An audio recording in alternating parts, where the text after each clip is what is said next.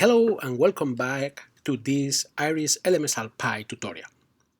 In the previous video, we learned how to load an IRIS Level 2 data file. If you just use the file name, by default, the module load is gonna load the magnesium H and K available data in the file. However, the IRIS Level 2 data might contain other data from different spectra. To know what data is stored in a file, you just can type this, .all, and in this variable is contained those data that they are recorded in that data file. Now, if you want to load different data, different spectra for this file, you can use the following command. I'm gonna come back here. So again, the name of the variable, in this case data, ei.load, the file name, and this keyword with a list of the labels available in the variable all files, in all windows in file. Okay, so if I do that, it's gonna start loading all this data, and now they are contained in the variable data. To visualize, again, we are going to use the method quick look.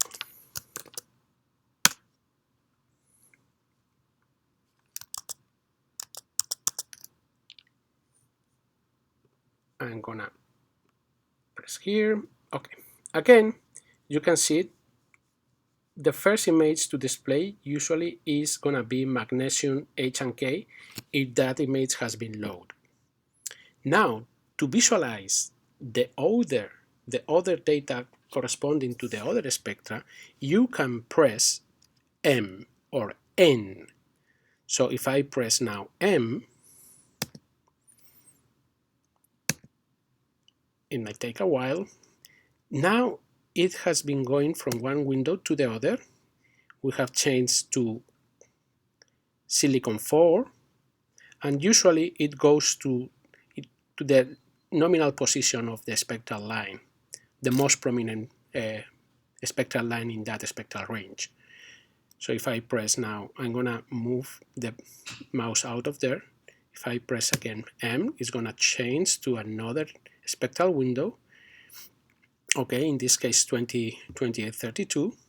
And again, I can change the threshold by pressing O of the profile, or the image by pressing capital O.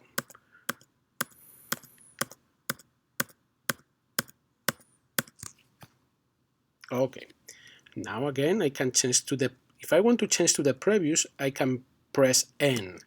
From with N and M, I go from one and the previous one or the following one. Okay, and this is carbon, and again, I'm gonna change the threshold here by pressing O.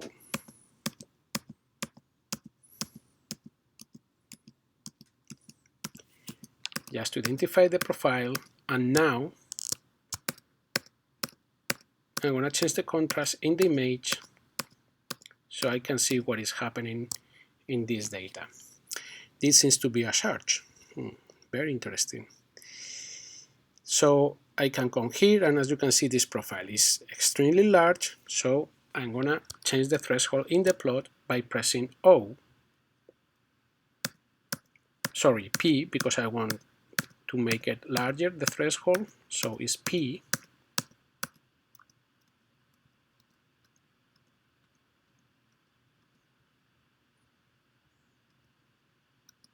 Wow, these profiles are really crazy, with a huge blue shift and then a large red seed just a little bit below. By the way, you can always move the position with the arrows, if the arrows works, of course. Okay. So again, I'm gonna change now the intensity in the maps by pressing capital O.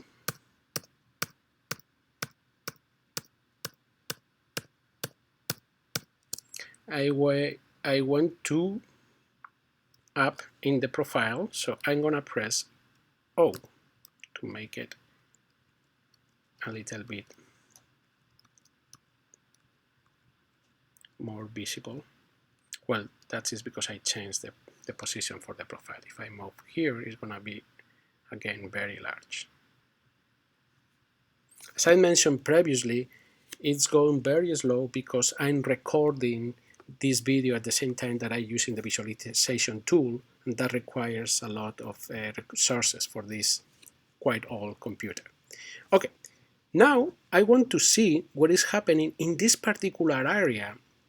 So I'm going to make as soon as I did previously, I'm going to block this position, and I'm going to make a zoom in with the magnifier, so basically here.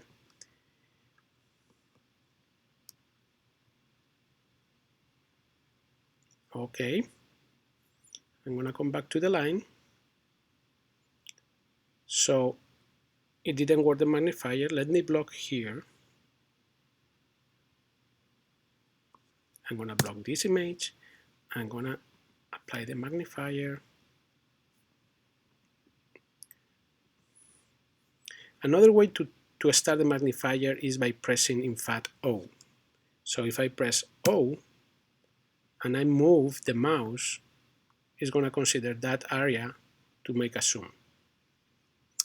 Okay, so now I'm checking this profile here in Carbon 2, but I would like to see exactly the same area in the other spectral ranges, in the other windows. So then instead of pressing M, if I press capital M or capital N to go backward, that window is going to show exactly the same area in a different spectrum. Let's see how it works. Capital M.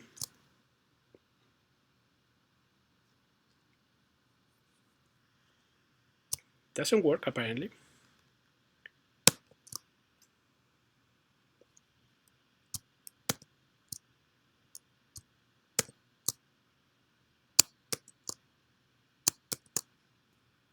Oh, maybe it's because it's blocked.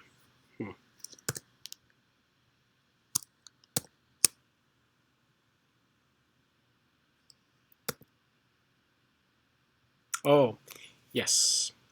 So when you press capital M, automatically change the area for all the windows. So when you move, as you can see now, are all in that particular area. And I can investigate in a different wavelengths how this area behave. Again, if I want to come back to the nominal position, I can press capital H, and it's going to restore the nominal display.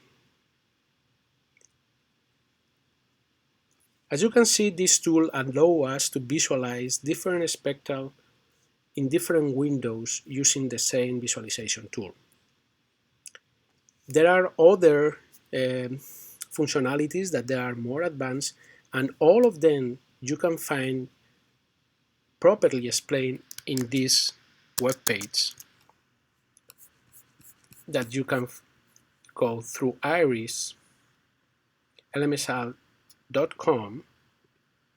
You type IRIS LMSALpy.com, and then you come to tutorials, and then you go to ITN 45. If you click here, you go to the web page.